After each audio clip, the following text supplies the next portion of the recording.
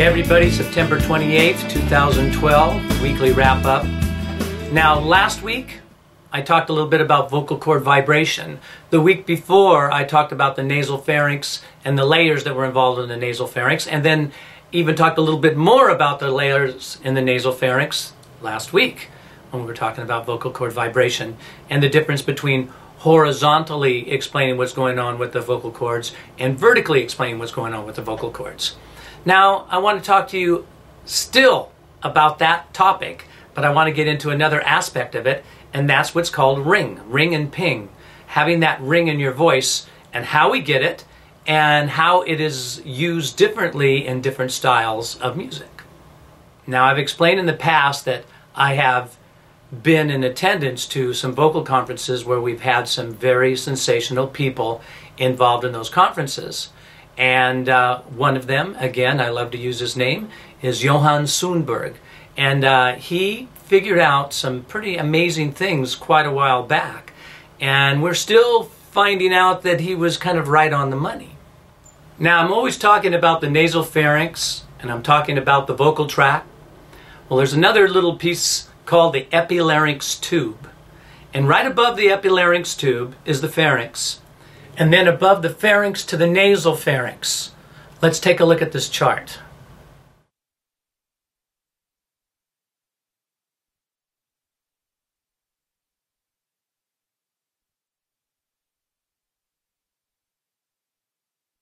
I'm only showing you the chart because I don't want to just have words coming out and give you terminology and have you go, what's an epilarynx tube and where is it? So, look at the chart there to understand what we're talking about. Then it continues on up, all the way up through the tongue to the lips. And all of this, as we're moving up from trachea to vocal folds, up through all of this, out to through the airspace coming up and around the back of the tongue, all that open airspace, and coming up all the way up to the lips, is your vocal tract. But we can break it down into even smaller parts, and that's why I need to talk about the epilarynx tube, the pharynx, and the nasal pharynx, because each of these parts, and any little resonating cranny besides that, has something to do with our sound and how it's affected. And especially with the people who are always saying, I don't like what I sound like, how do you change the sound? What aspects in the voice have to do with the sound? Well, this epilarynx tube and the pharynx has a lot to do with it. And we found out, or as I was saying, Johann Sundberg found out quite a while back. I'm talking about like back in the 80s. He wrote a wonderful book on the science of singing and formant frequencies and sort of understanding how these frequencies vibrate through the tube. And one of the things that we have found out now, we're getting closer to knowing more because we can explore things with finer instruments and we're getting better at this, is that when the epilarynx tube is kind of narrowed and the pharynx above it is widened, that's very much the style of a classical singer and how they're singing. But something else can happen, and that is that the epilarynx tube can be open, and the pharynx doesn't have to be as wide when it comes to jazz and pop singers and even musical theater singers. They do other things to get their buzz and ring going. There's a technique called belting. Now, belting in some frames of the vocal world is a bad word, and others, they think that's the best thing going. And so we need to understand the difference between belting and mixing and what that is, and what actually happens physically between those two different aspects, what belting is and what mixing is. And what's going on with the belting is that the larynx is actually being risen a bit more than the people who are involved in mix like to talk about, because they feel that the raised larynx is going to create vocal problems. And people who belt and push the larynx up all the time quite often do end up with some physical problems. And we're talking about the possibility of bowing their vocal cords or creating nodules and polyps and those kinds of horrible things that singers never want to get involved in. So then everybody goes, oh no, belting, terrible. But that's not really true. There are techniques that help people understand more about belting. And if you use belting for a particular moment, not as your regular technique, but a particular moment in a song, it is possible to belt and get the sound that you get from belting, which is a slightly raised larynx, and it is different than what's happening with the mixing. Although I want to talk to you about how we counterbalance that in mixing. I want you to understand also that I'm a person who believes in mixing more than belting, but I want to give belting its fair chance and have everybody understand why it's used and why it hasn't gone away. First of all, any respectable alphaba in Wicked is going to have to know how to belt for some of the big money notes in that musical. And those that don't belt for the big note, that big really exciting note, usually don't get the roles. Now, again, if we have a person who's constantly belting and raising their larynx to get that belt to happen, they're going to get a certain amount of energy and a sound that those musical theater producers and directors are looking for. But they can find themselves in trouble if they use that belting technique throughout their technique all the time. Again, it's one thing to belt for a moment to get a big money note and know how to do that, but then spend the rest of your time singing more in your mix where you don't have to do that at all. Now, there are purists involved in the mix and in belting who are both going to argue with me in what I'm saying, because I'm kind of being wishy-washy and saying that, hey, it's possible that if a person has the right technique in belting and they use it for a specific moment as a big note for example, in Wicked, that that is not necessarily a bad thing, and that people who have the right technique can do that night after night and not get in trouble. Safer? Don't belt. Is it worth it? I don't know. I guess if you have the lead role in Alphaba, you might say, yeah. If you're in New York on Broadway, you might say, yeah, it's worth it. But for the rest of us that don't have that lead role, mixing, well, how do we counterbalance, or how do we do something that's similar to the belt without doing that? Well, I just explained a little bit about where these sounds come from. They come from Epi-Larynx tube being narrowed to a wider pharynx to get more ring. To get a bigger belt and get that kind of energy sound, sometimes the larynx is actually risen a bit, and that's where the belt is at. So what do the mixers do? Well, here's what the mixers do. Instead of widening the pharynx, we can actually narrow the pharynx a little bit with the proper exercises, keep the Epi-Larynx tube more open, and still get that warm sound with a better balanced larynx, but still get that bite and edge in the sound. Is it exactly the same as belting? I'll let everybody argue about that as much as they want, because nothing is equal in any of us, and some people can execute things better than others, right? So you're going to find mixers that can get that sound, and they're going to say, what's the problem?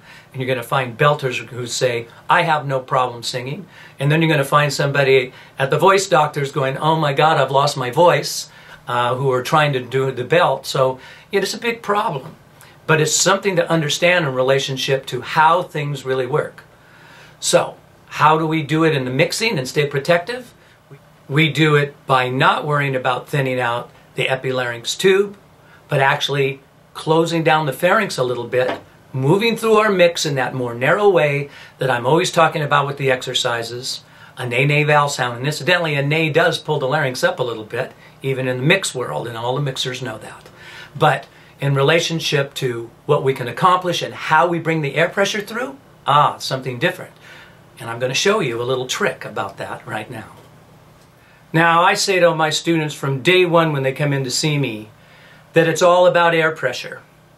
And I'm sure everybody thinks when I say it's all about air pressure, they're thinking what they've heard about singing from the diaphragm and the breath control and how you hold the air and how you support the air. Those things are not wrong. Those things are part of it. But that's not exactly what I mean at all when I say it's about the air pressure. It is about how the air pressure pushes through the vocal folds. It's about how the vocal folds actually hold back from that. It's about how the vocal folds tighten the tendon that's above the muscle inside the vocal folds. It's about all of these things. It's about the vocal fold stretching and the tension that's put on the tendon as the vocal folds stretch, which creates more tension and compression, and that has so much to do with how everything works. So when I talk about air pressure, I'm talking about the fact that quite often people blow too hard to their vocal cords. It's the #1 mistake. And teachers know this, and they have various different exercises that they give their students to take that pressure away, as do I.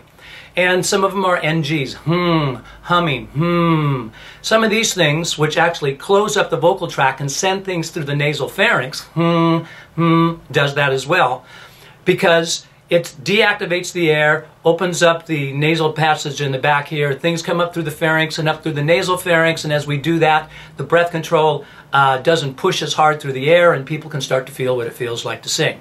But I got another little trick for you. I'm not sure how many people know this trick. Lots of people use and those kinds of things to try to get the air to soften up a little bit through the cords too as they're moving up into their higher notes. Well, here's another little trick. A simple straw. And I can tell you that you can try different size straws. You can try wider straws and you can try thinner straws. But what we're going to do here, and I know this is going to seem silly, is we're just going to enclose the lips around it.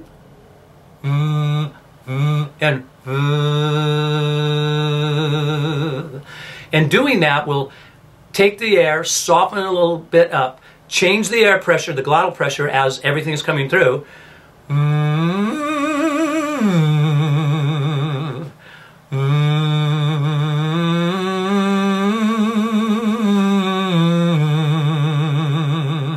And it just sort of helps you feel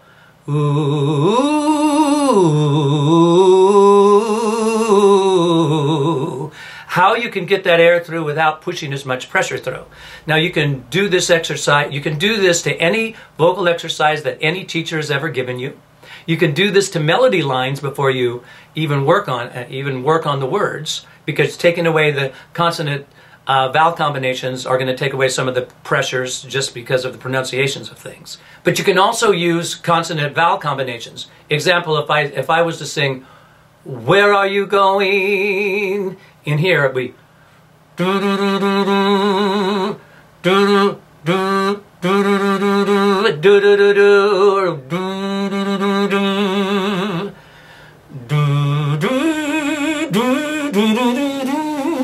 somewhere over the rainbow.